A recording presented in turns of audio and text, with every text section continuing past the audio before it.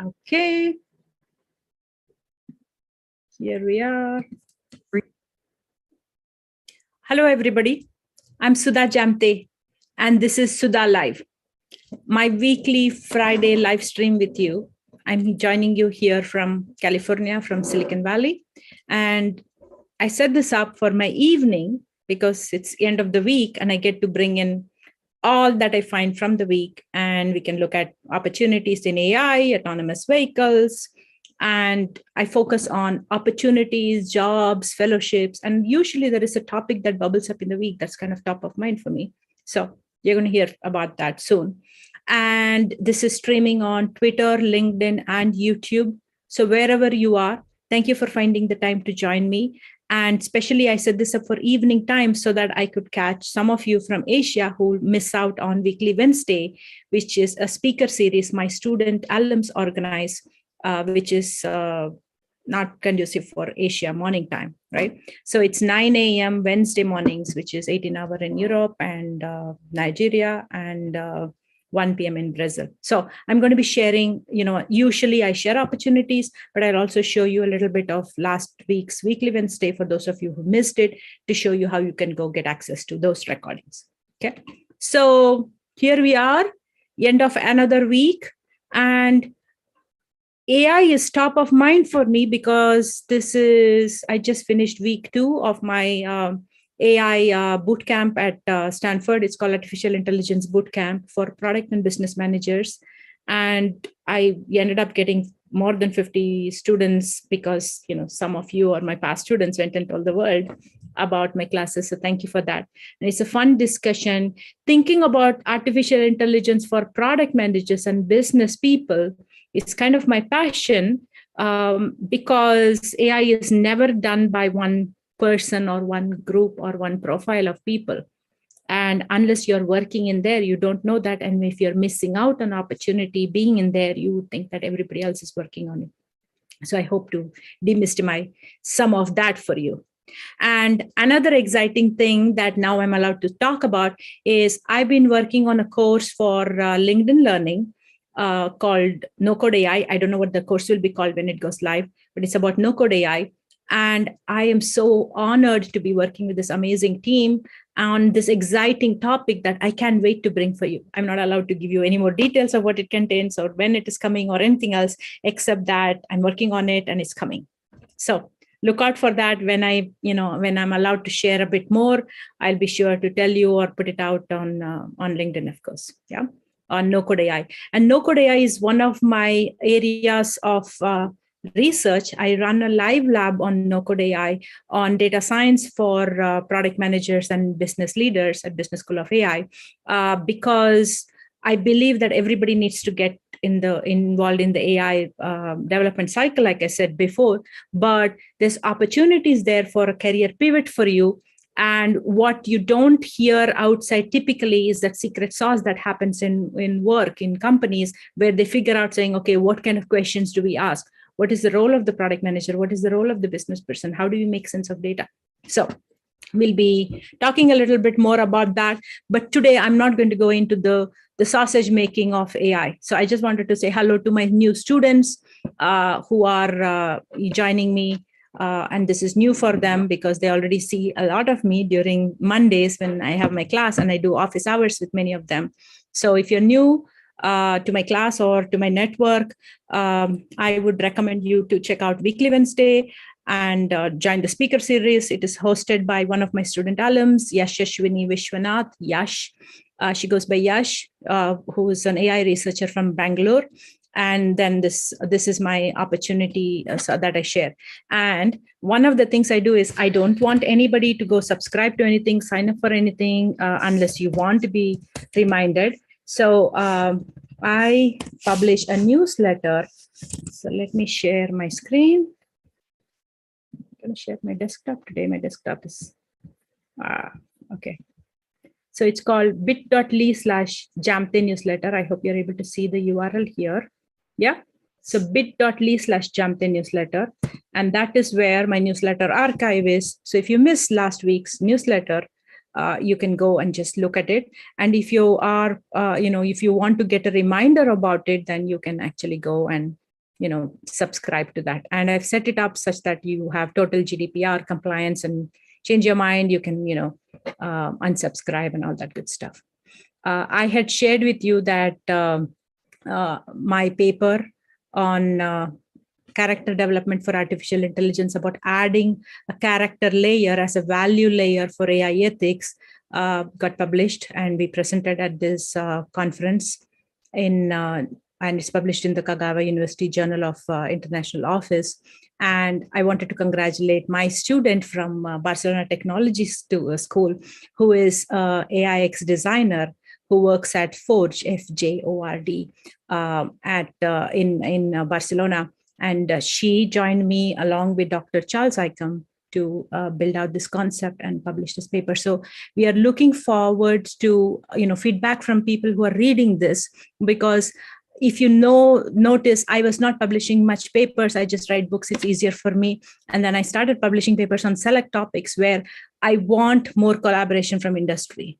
I want collaboration from people who are outside of my network. So AIX and designing AI itself is a nice new topic, but within that, to do that human-computer interface with AI ethics baked in is very important. So, if you are working on this, have interest in this, just contact one of us.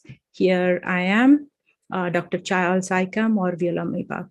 So let me see if Viola had shared this on her profile. So I would like you to find her and follow her, because she's an amazing person. Here is Viola Maybach. She's a design researcher at Forge and an AI ethicist, because she was instrumental in working with us. And she's a brilliant, brilliant mind. So, and she's also the person who was my UX designer for business school of AI.com. So if you want to check out her work there, she's brilliant. So she's somebody you should connect and then talk to us if this is of interest to you. Okay. And I like to always start the week with congratulating people, because we get into this news cycle and we forget that we have so much to celebrate. And I want to start with this is also the AAPI week. Let me see. I shared the Viola one. So this is, let me share the screen again. This is Patrick Kalin. I'm a huge fan of Patrick's work. And this is also AAPI Heritage Month. And so he went to Brooklyn Law School, and in celebration of the Asian American and Pacific Islander Heritage Month, they showcased him, and how proud they should be to have a student like him, so young and changing the world. And he likes history, he learned law, and he's an AI ethicist. He's combined that together. And I'm a big fan of Patrick's work. So he has published this book called Machine See, Machine Do, and it's available on Kindle if you want to look it up on Amazon. I have invited Patrick to come and talk about AI ethics to my class, to my Stanford class this Monday. So I'm excitedly waiting to hear him speak. So congratulations, Patrick. Yeah. And the other thing is, I have talked to you about women in AI. I shared some events from them earlier. I think last week we had Women in AI launch their hackathon. So I believe the hackathon still is open if you want to participate in it. The sign up is still on, and it's a brilliant opportunity, because this is not just a hackathon where you go build apps, and if you feel like I don't know to code, or I know only to code, I don't have the other dimensions of it, and I need a team, don't worry about it. This is some amazing women from Women in AI, WAI, North America chapter, who are so passionate, so dedicated. They all work in different jobs and bring amazing leadership skills to run this hackathon, to help a set of teams and get more women into entrepreneurship, and help them with mentors, shape your ideas and get you to build something so you can become entrepreneurs to go launch something into the world. So this is not just a tech exercise. I have an idea in the weekend, I'll just whip it up and come up with an app, which is also great, because if you're sitting with something, not doing something, that's not a bad thing to do. But these people are business builders, they are entrepreneurs, they are entrepreneur makers. So Women in AI is a force, and Women in AI had a nomination for Women in AI Awards 2022. And I want to congratulate a couple people who have been nominated. And let me start with the first person here.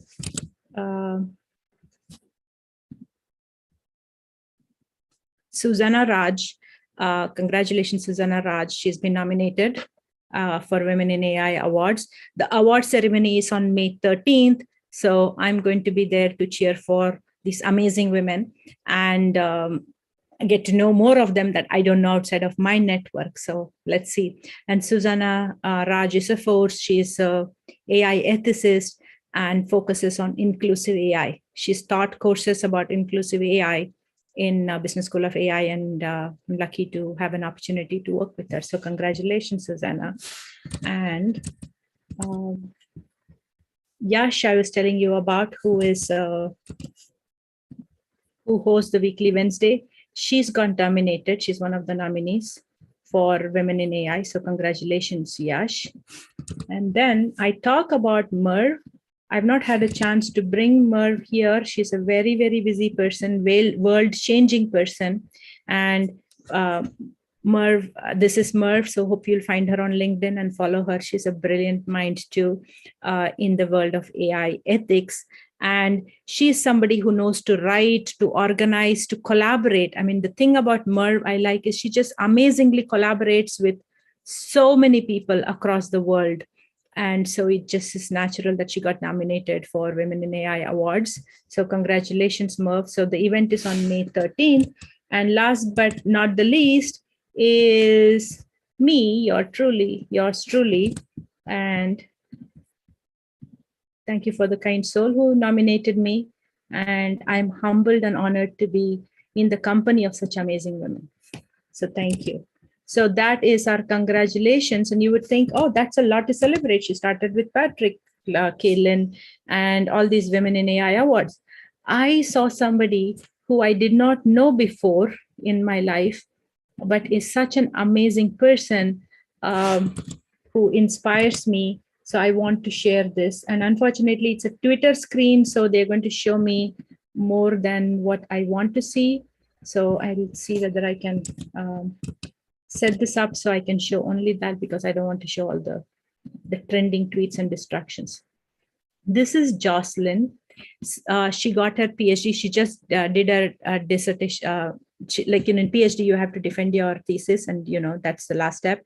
She just passed the dissertation defense, so she's going to be Dr. Jocelyn, and she's also she's wearing this Latina dress and has a tequila in her hand, and she is unbelievably she's so motivated to even become a PhD, and there are only 5% of Latinas who have a doctorate, so it's amazing. And she's also Latina in Latinx in psychology. So her defense, you can see a dissertation, is about utilization of behavioral health within a patient-centered medical home model for childhood attention deficit ADHD, right? ADHD. So congratulations, Jocelyn. This is not a person I knew in the past, but I hope to follow you and get to know more of you and follow your work. Congratulations. So that's a bunch of happy places I took you to, because these are the things I came across in my week. But then one big thing that's kind of burning in the US news cycle, and I tried to keep things about opportunities, AI and tech, and what you guys can do when you're hearing me share these things. But one big thing that's in the news is how in US, and this is also global, but I still have to tell you because it comes back to AI and data and some things that's dear to my heart here. In US, there was a news leak that our Supreme Court was working on a vote to turn off a previous law that would make abortion illegal in US. So it's like women would go back to 1950. And I'm talking about this. I have my own thoughts about it, and I'm big on choice. So it's not whether you believe in abortion or not. And there are so many medical situations where you need it. But I also believe in the choice, but it's my personal preference. But why I wanted to share that today here, especially when we talk about AI and data, is anything, tech is pervasive. AI is so pervasive, and it's everywhere in all parts of our life. So here I just shared a PhD research about ADHD in children that somebody has done a PhD on. And so and I talk about autonomous vehicles all the time, of how it is, bringing voice into our car, into our homes, or AI is everywhere, and devices and IoT and everything is everywhere. So tech is always looking for, hey, is there an opportunity to solve a problem here, and what can I do? So with this news on that abortion could become illegal in US, which sounds scary to me, there is again a tech angle to it. There's a whole bunch of technologists who are going to look at this and say, where's the opportunity in here for me? Whether they believe it or don't believe it is a moot point, and they're going to do something about it. And so I've been seeing, there was a New York Times article, and there was also this thing that came up in my feed from Stop. Let me show that back to you. Let me share my screen. I'm doing this today. I'm trying to share my desktop instead of my screen here. So Stop, I have brought Stop. I've talked about them in the past. It stands for Surveillance Technology Oversight Project. So any kind of surveillance, this organization, they just started a city's public education campaign about surveillance. And I've shared Coded Bias with you. I would love to come back and watch Coded Bias again with you. But when you have cameras in the cities, if they're monitoring people, we have talked about bias and how it will unfairly, identify people as criminals when they are not. And because AI is built with limited data by a set of people who don't have access to everybody, it's not as diverse a team unless you get involved in the AI building process, which is why I keep calling you all to be part of that. And so this group, Stop Surveillance, Surveillance Technology Oversight, basically came up with a message which I want to share with you. So basically, I've heard this in Twitter and other places with a lot of passion, but what I found from Stop is they were saying, that if this becomes law, that abortion becomes illegal, and people who attempt to get an abortion are going to be penalized, then there is going to be police and prosecutors who will go start harnessing today's technology. And they worded it very beautifully, saying the police and prosecutors will harness 21st century technology to pursue medieval abortion laws. And then many of the tools that's meant for healthcare, meant well, right? And I've spoken about this, we don't have enough of women health app. And there is period tracking apps, fertility apps. I have actually brought in the CEO of Yono, who talks about tracking ovulation cycles to help with fertility, and all of those. And there are IoTs for it, there are apps for it, and there are digital medical records. All of them could be hunted down to look for who is a suspect of abortion. And the thing with anything that is a law, which is comes in the surveillance realm, is going to be that it's not just they are going to track a set of people and invade their privacy, which itself is a bad thing. There is going to be mistakes. They are going to profile people. They're going to target people, especially all of these are women, right? And they're going to target, there's going to be big tech and data platforms. And they will prosecute people who suffer a natural miscarriage, or and there was a story from Target a while back about how they did some kind of prediction based on the products that somebody was buying to predict whether a person was pregnant, and send them a coupon at their home. and this girl didn't receive it. Her dad received it, and this was not a fun conversation at that home. I'm sure, but this exposed the fact that AI can predict things, and we all know AI always predicts, which means it's not 100% right. And that is why you have the AI confusion matrix, and it is going to get better when you feed more data. So how are they going to feed data to figure out prediction of somebody is pregnant? And somebody could be pregnant waiting to have a baby, and they have no intention of abortion, and it's a horrible thing to go track them and say, hey, we are tracking you down and don't you dare get an abortion. So these ugly things will happen with the power of technology, unfortunately, because we have technology available today, and the whole world of healthcare for women, the tracking of all the fertility apps, and all that is the one from Yono is an IoT that is like a headset that women can wear, and it tracks their basal temperature. That's the temperature when you wake up first thing in the morning. It can inform about the ovulation cycle, but it can also inform about a lot of other health conditions. So suddenly all that is going to either be turned against women, or it's going to be misused, and it's going to go into that privacy area of, is this right? Is profiling people?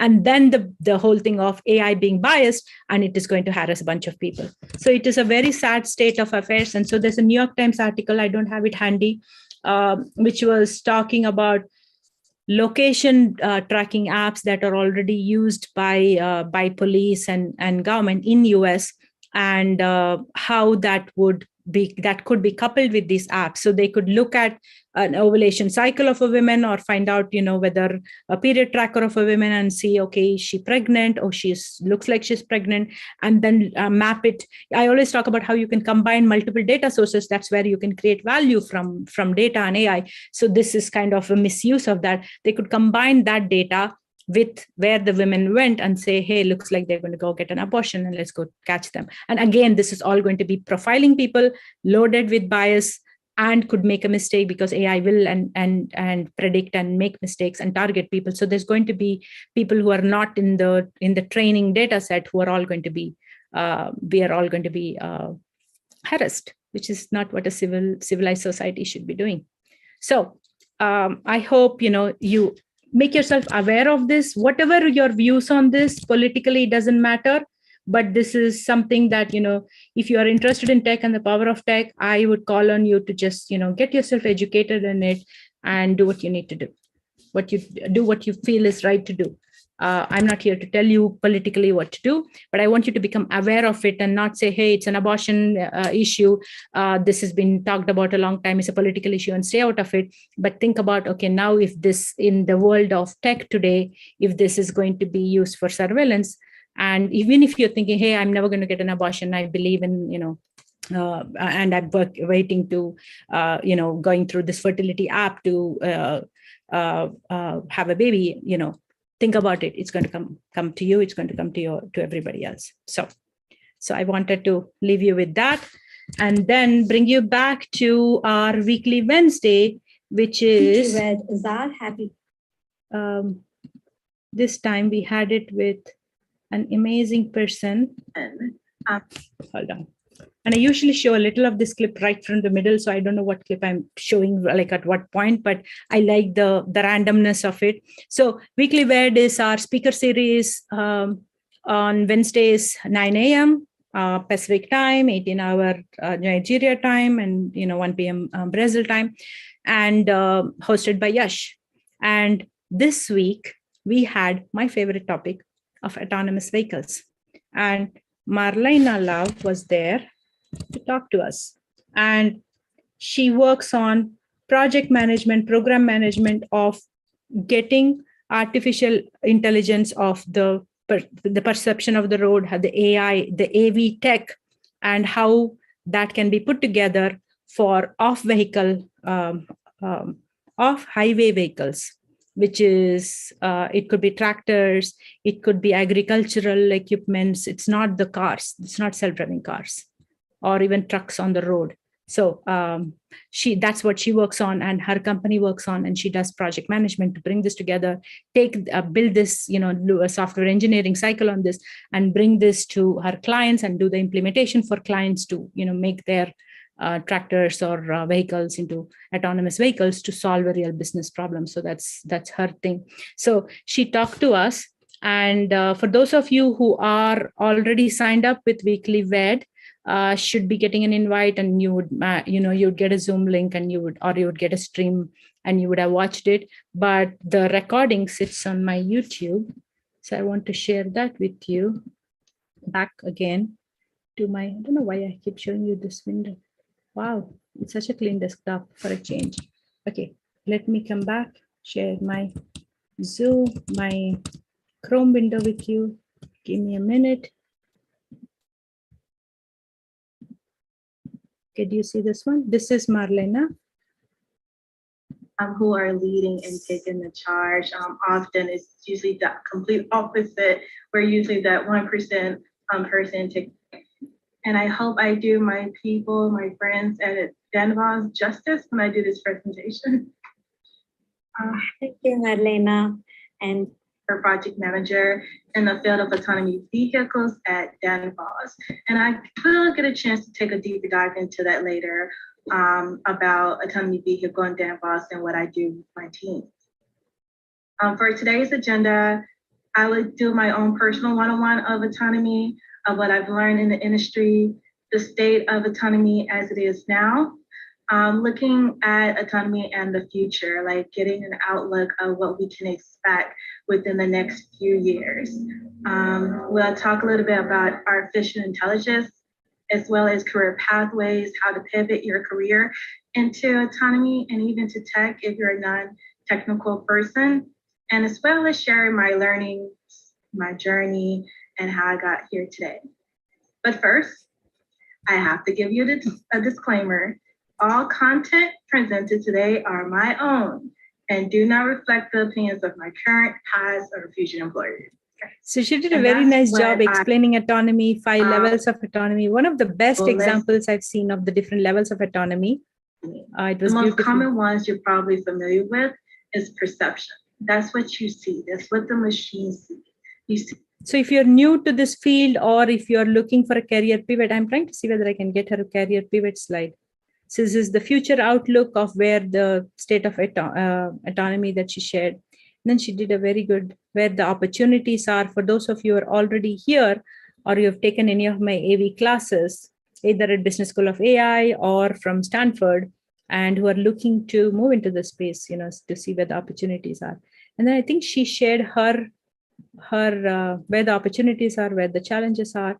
And then she did a whole section around minute 41, if you want to go straight there, about what are the opportunities. She shared her career pathway, but she also shared about what are the opportunities out there for you to career pivot into this.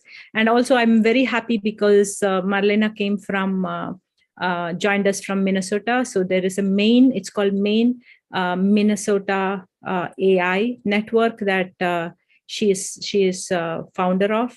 And she's also part of Blacks in Technology for Twin Cities. So she brought us a whole new different network and places that we've not been to. So I'm very thankful. This is her career journey of how she ended up with, into the autonomous vehicle space here. And then this is the interesting part. So I'm going to let this run here. To learn about the technology and algorithms and to network with key people in the industry. I do have some links here. I might have a minute to show a quick video of what we do with autonomy to end it on a note. I do, but learn from industry's experts. We do trainings on it as well, of real data of how we work with our vehicles and software. But networking, getting boot camps, getting experience, creating that door of opportunity. Just because you cannot get a job now, focus on building that experience. So that's a very inspiring story. I won't do justice to it, just giving you pieces of it, but it's out there on my YouTube. So I hope you get it, or I will definitely share all of this, and we share our weekly Wednesday link at my newsletter, the bit.ly link that I shared with you before. And one other thing is I found this very inspiring, that she had so much information that she was sharing. So periodically I go into this mode where I do like a live tweet. So I did that. Let me share that. Again, it's going to show my Twitter, so I don't know what it's going to show. Here. So when the streams on Twitter, I usually go there and then I add to the thread. I do the same thing for LinkedIn. So if you're watching that on LinkedIn, you would see that too. So you can watch that if you want. If you're not subscribed to any of my channels, that's okay. But what I ended up doing is I wanted to give the key learning. She shared this McKinsey report of the future of autonomous vehicles. I showed you that. She did a very good summary on, where is what's next for where the future looks like. And this is the coolest graphic I've seen of an AI. And it's actually dynamically live. If you go there, it's beautiful. This main Minnesota AI network, it's beautiful. So, and then somebody asked the question about, she was talking about project management and what she does to bring this together from a business perspective, and how they go implement and work with clients and stuff. And then somebody asked a question about the technology algorithms for autonomous vehicles. So I shared this link from Vistion. Again, I have no affiliation, but thank you to Anshul Saxena for this beautiful post about various different AI algorithms that are used. And I think Yash was asking this question about RNN, or reinforced learning, that is used in autonomous vehicles. So this explains the algorithms, and then it says the ones that are used in self-driving cars, and where are they using for pattern recognition, for clustering, for various decision making, and the like. Again, I don't have any affiliation to Anshul Saxena. I don't know him, but I appreciate this beautiful article. So I will share this also back at a newsletter. So otherwise, here is the link if you want to capture that. It's Vistion, right? That's what the site is from. Okay, let's see what else I have for you here. Oh, there is a very interesting, one more thing I want to show you. Dr. Bhaskar Krishnamachari. Let me see if I can find him here, because I thought I had saved his link here. So he actually is a professor, and he has done a beautiful, he's working on a book on blockchain. And there are so many articles and links we keep seeing about blockchain. Okay, looks like I didn't save it on my LinkedIn yet. I'll find it for you, just to give me a minute. So I'm just going to give you his blockchain article. I was trying to see whether I can find him on LinkedIn for you to share. So basically, this is Bhaskar Krishnamachari. Find him on LinkedIn. He is he's one of those good professors who likes to share a lot of their research and educational material out there. So it's a good person to follow up. So this is something you can download. It's a PDF you can download and you can read, and want to get a feel for what is blockchain and a technical aspect. You see a lot of articles about blockchain. In fact, my friend Robert Schwenkter is a guru in this blockchain place, introduced me to blockchain like 7 years back, and told me, believe me, this is bigger than Bitcoin. This is going to be the big thing, and explained what it is. And he goes about helping companies, understand the value of blockchain at a very strategic level. So, and he's done a course for Linux Foundation on Coursera about blockchain.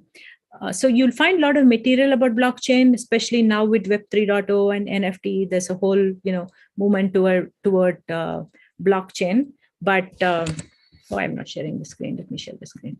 So this is the one from Dr. Bhaskar Krishnamachari. This is the person I was telling you about to follow on LinkedIn. And he's working on a paper. He's working on a book but this is his introduction to blockchain at a very technical level. So you want to know, okay, I understand blockchain is distributed ledgers, and I understand the value of all the transparency and traceability and everything as a business application. What does it really do? How do I make it happen? And he has done a whole paper of what is blockchain and given the different technical, like a blockchain computer. And he talks about an architecture of blockchain as a new kind of computer. So I like his, very lateral thinking, and then he goes deeper and builds it and then does research on it and comes and shares this. So this is available for download. I did not share the screen when I was showing you this. This is on Arziv. It's called Blockchain in a Nutshell. I will share this link at the Jamthe newsletter right here. This place, right? The big Jamthe newsletter. And if you're part of it, it's great. If not, it's okay too, otherwise, if you're part of the Arziv community, you should be able to get this and download the PDF that I was showing you. Just to understand the technical aspects of blockchain technology would be a good thing, even if you're not going to be coding with blockchain. I just think the details of the concepts are a fresh perspective that I would highly recommend you look at that. Let me see what else I've got for you here. And I'm super excited about May 13th and the Women in AI. And I'm going to be there, and I'll see if I can live tweet some of that for you. I did find Dr. Krishnamachari's link here.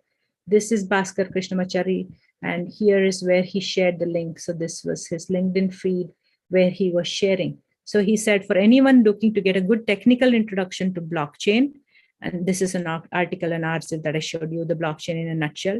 And that's done by Professor Dr. Krishnamachari and Professor David Duke Tran.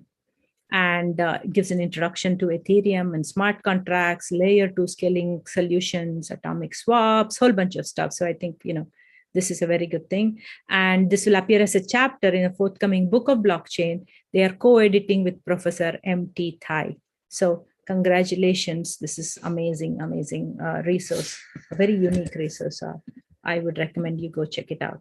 Then I wanted to share one more thing. There is another event, I believe.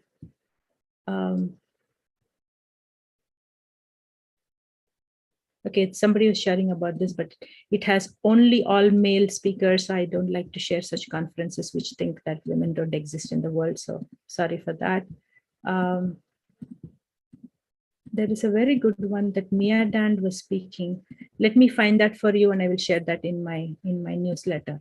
And then, of course, as always, I have a whole bunch of jobs and stuff that I will be sharing. And NeurIPS has their deadline for call for papers, and it's coming up. I think the abstract is on the 16th.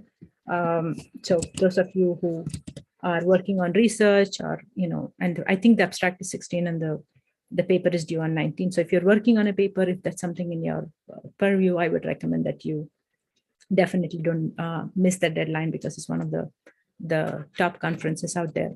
So one thing that I'm thinking about, and I want your input, if you're watching this, you notify me in all my channels, because either you're seeing this on YouTube, Twitter, or LinkedIn, or you find this from my Jamthe newsletter later, or you're one of my students, or you can find me on LinkedIn, is with IoT Day, we did this thing and we said research as a topic.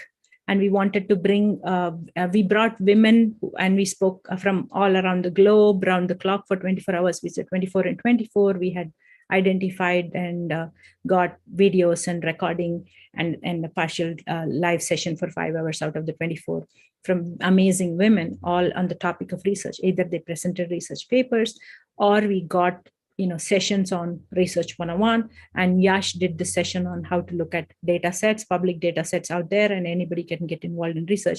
So that's been one of my recent areas of passion, saying you don't need to be a researcher, you don't need to be somebody working towards a PhD, or somebody in academics always works on papers, that's a given. But there's a set of research that is published from people working in AI from many of the big companies. And that is very skewed, and you get only most of them. Even I heard that research publication about NLP and natural language processing or related to linguistics for Spanish language is, if you look at those papers, they are either from researchers from North America or Germany or from China.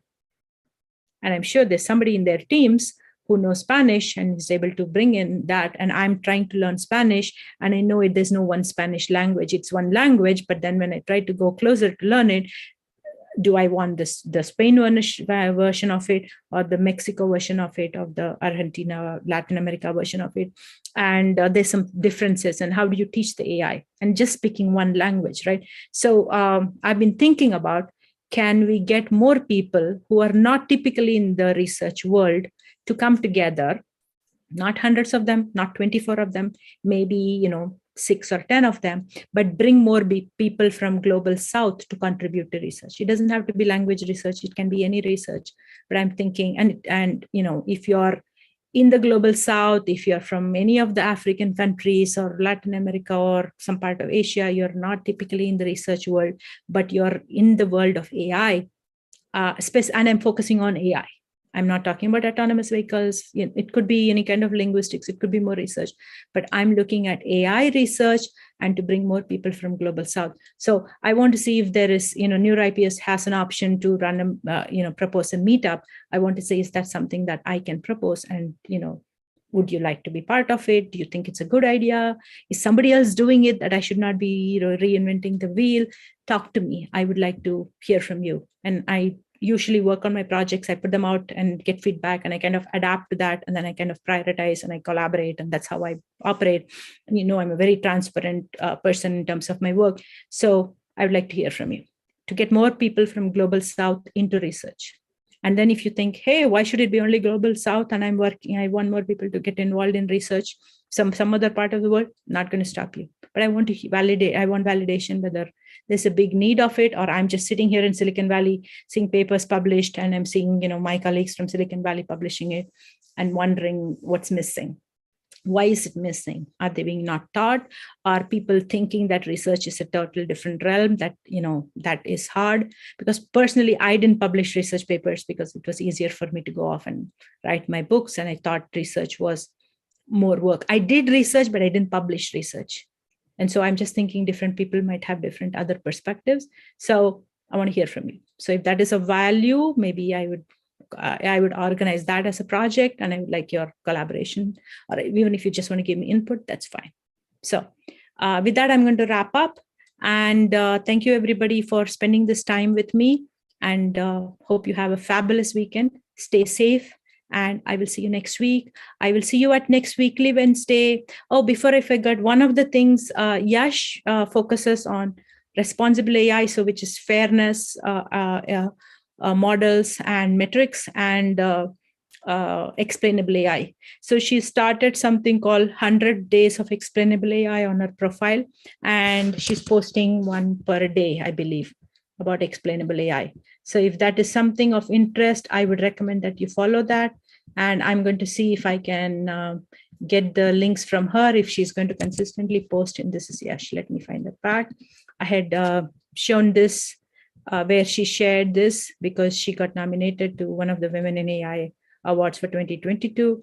So I'm going to see her on May 13th. And in her profile, she on LinkedIn, she's just posting this a little 100 Days of XAI as one single post per day. So follow her if this topic is of interest.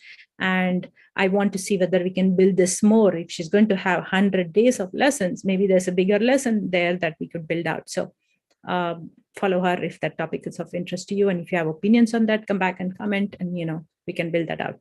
So with that, I'm going to wrap up. Thank you, everybody. Stay safe. Have a beautiful weekend.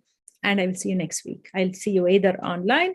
I'll hopefully hear from you for some of the feedback, or I'll hear, I'll see you online at Weekly Wednesday, or, back in class if you're one of my students.